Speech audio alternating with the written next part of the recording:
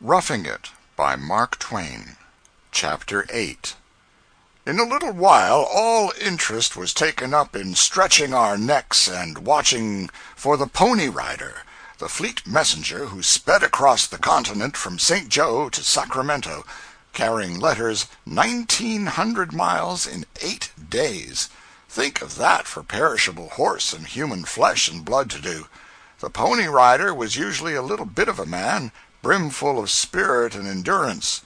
No matter what time of the day or night his watch came on, and no matter whether it was winter or summer, raining, snowing, hailing, or sleeting, or whether his "beat" was a level straight road or a crazy trail over mountain crags and precipices, or whether it led through peaceful regions, or regions that swarmed with hostile Indians, he must be always ready to leap into the saddle and be off like the wind. There was no idling time for a Pony Rider on duty. He rode 50 miles without stopping, by daylight, moonlight, starlight, or through the blackness of darkness, just as it happened. He rode a splendid horse that was born for a racer, and fed and lodged like a gentleman.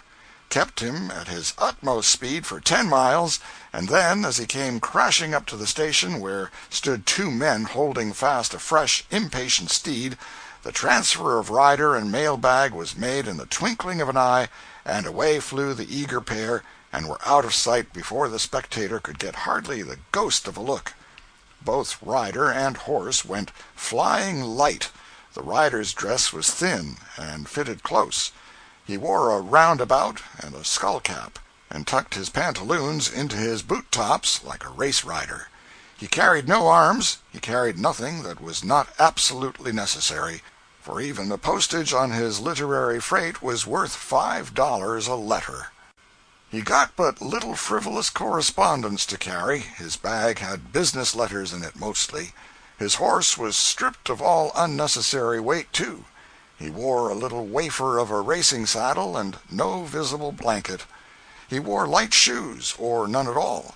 The little flat mail pockets strapped under the rider's thighs would each hold about the bulk of a child's primer.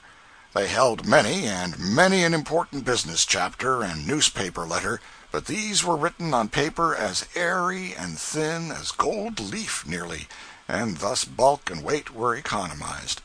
The stagecoach traveled about 100 to 125 miles a day, 24 hours. The Pony Rider about 250.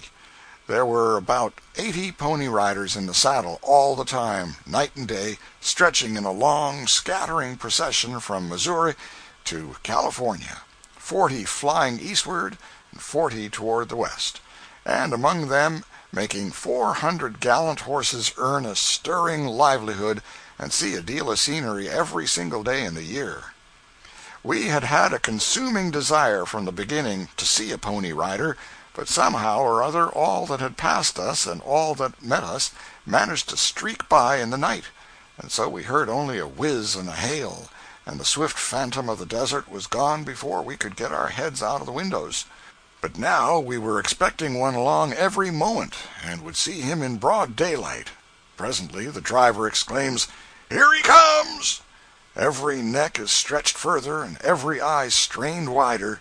Away across the endless dead level of the prairie a black speck appears against the sky, and it is plain that it moves. Well, I should think so. In a second or two it becomes a horse and a rider, rising and falling, sweeping toward us nearer and nearer, growing more and more distinct, more and more sharply defined, nearer and still nearer, and the flutter of the hoofs comes faintly to the ear. Another instant, a whoop and a hurrah from our upper deck, a wave of the rider's hand, but no reply, and a man and horse burst past our excited faces and go winging away like a belated fragment of a storm. So sudden is it all, and so like a flash of unreal fancy, that but for the flake of white foam left quivering and perishing on a mail sack after the vision had flashed by and disappeared, we might have doubted whether we had seen any actual horse and man at all, maybe. We rattled through Scott's Bluffs Pass by and by, It was along here somewhere that we first came across genuine and unmistakable alkali water in the road, and we cordially hailed it as a first-class curiosity and a thing to be mentioned with éclat in letters to the ignorant at home. This water gave the road a soapy appearance, and in many places the ground looked as if it had been whitewashed. I think the strange alkali water excited us as much as any wonder we had come upon yet, and I know we felt very complacent and conceited, and better satisfied with life after we had added it to our list of things which we had seen and some other people had not.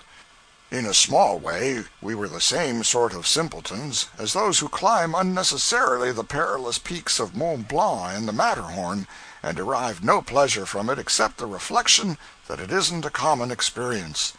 But once in a while one of those parties trips and comes darting down the long mountain crags in a sitting posture, making the crusted snow smoke behind him, flitting from bench to bench, and from terrace to terrace, jarring the earth where he strikes, and still glancing and flitting on again, sticking an iceberg into himself every now and then, and tearing his clothes, snatching at things to save himself, taking hold of trees and fetching them along with him, roots and all, starting little rocks now and then big boulders, then acres of ice and snow and patches of forest, gathering and still gathering as he goes, adding and still adding to his massed and sweeping grandeur as he nears the 3,000-foot precipice, till at last he waves his hat magnificently and rides into eternity on the back of a raging and tossing avalanche.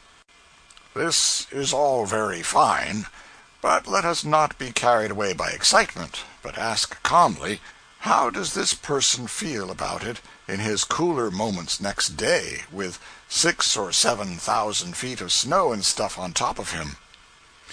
We crossed the sand hills near the scene of the Indian mail robbery and massacre of 1856, wherein the driver and conductor perished, and also all the passengers but one, it was supposed.